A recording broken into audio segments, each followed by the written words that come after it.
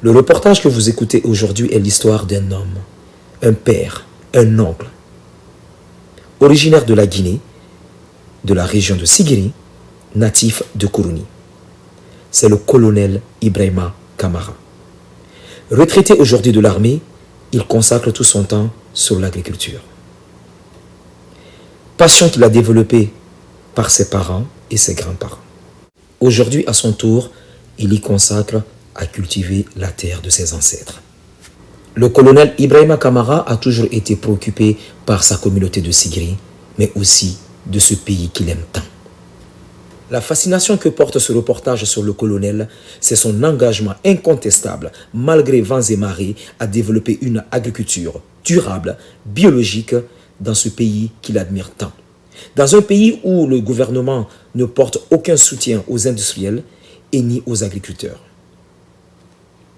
Le colonel a réussi à se munir des équipements agricoles sophistiqués provenant de l'Occident, représentant des dizaines et des centaines de millions de francs guinéens. Dans un seul optique, en misant sur le développement local, la qualité des produits locaux, la promotion de l'agriculture et le développement durable, mais surtout l'autosuffisance. Mission qu'il s'est donnée aujourd'hui, c'est la pérennité de son entreprise familiale, la transformation des produits cultivés sur ses terres et dans un objectif de commercialiser ses produits au niveau national, régional et international. Dans un seul but, valoriser les produits locaux et l'achat local. C'est dans ce contexte que le colonel espère que le gouvernement puisse contribuer à son tour et encourager le développement local en soutenant les agriculteurs par des moyens de soutien financier, un système d'accompagnement aux agriculteurs en mettant un organisme de subvention qui pourront toujours accompagner les agriculteurs. Voici la réponse du colonel lorsque on lui a questionné à ce sujet. Et dans mon pays, la Guinée en particulier, est devenu très compliqué. C'est pourquoi il conviendrait aux initiatives privées de créer des activités génératrices de revenus afin d'absorber une partie des taux de chômage auprès du gouvernement afin de ralentir l'exode des jeunes vers les zones urbaines et les pays étrangers.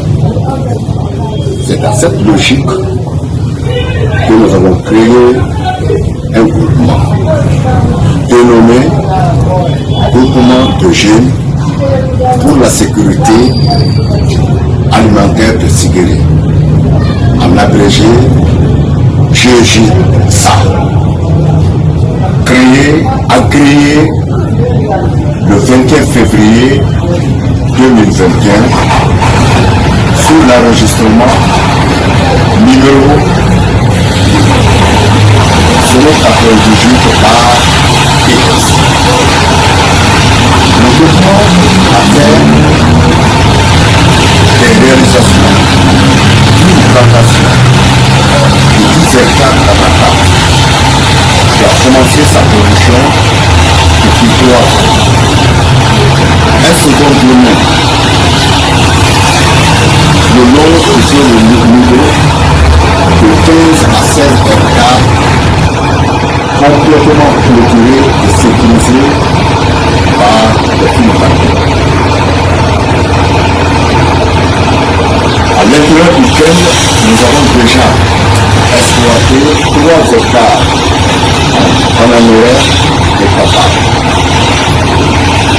dans lesquels nous menons des cultures associées en maraîchage, de piment, d'aubergines, d'oignons et de sucre. Le reste du domaine est réservé pour la culture sucrière en maïs et manioc avant l'extension des terres.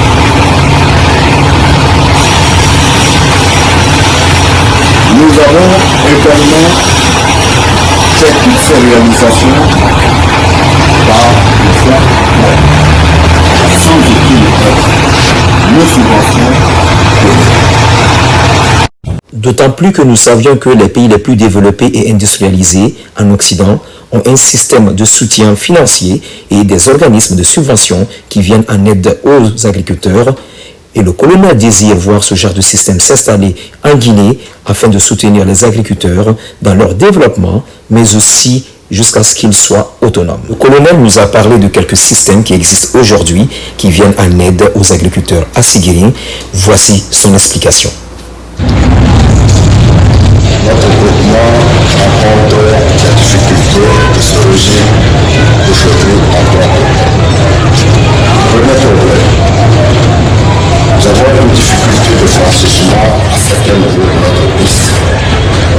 En période hivernale, tel que ce plafond de malgré certains efforts déjà fournis, cette partie reste difficile à franchir à cause de l'inondation. Deuxième problème, manque de système d'arrosage efficient, tel que l'aide au rouleur.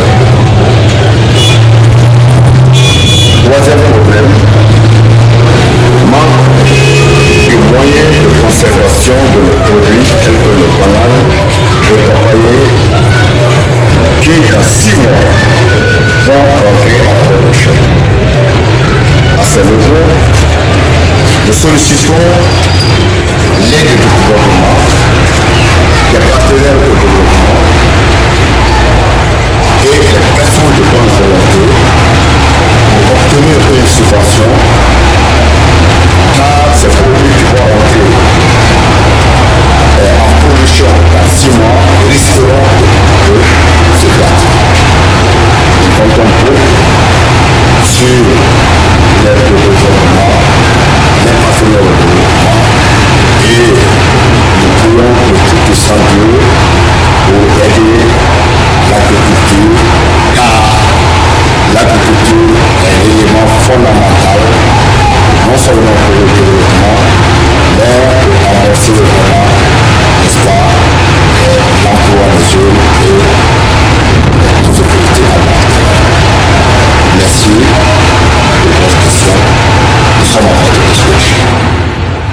Le colonel nous a mentionné, vu la richesse des terres guinéennes, surtout à Sigiri, que si nous ne les exploitons pas, ça serait une perte de notre autosuffisance, a-t-il mentionné. Si le colonel, à lui tout seul, a réussi à s'équiper des équipements agricoles et à se développer de façon autonome, il désirerait par contre un meilleur investissement et soutien du gouvernement guinéen. Voici son espoir pour la Guinée en ce qui concerne l'agriculture.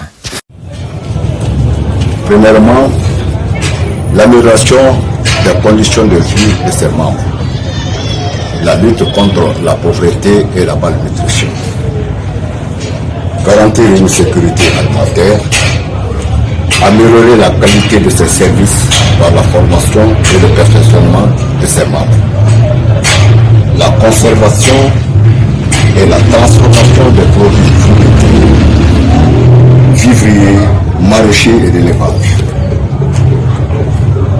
Promouvoir l'esprit de créativité d'entreprise, développer des activités agricoles, veiller à la protection de l'environnement, participer au développement de l'élevage. C'est à la fin de notre entretien avec le colonel que nous avons pu visiter son champ. On a pu voir des plants de papayer, de bananier, d'acajou, de piment, d'aubergine. Le plus grand souhait du colonel aujourd'hui est de voir une grande participation du gouvernement guinéen et du privé en soutenant l'agriculture et les agriculteurs guinéens pour le développement local, national, en valorisant les produits guinéens à l'international, mais aussi dans l'automatisation et la machinisation de l'agriculture guinéenne. Merci d'avoir suivi ce reportage. Nous vous disons à bientôt.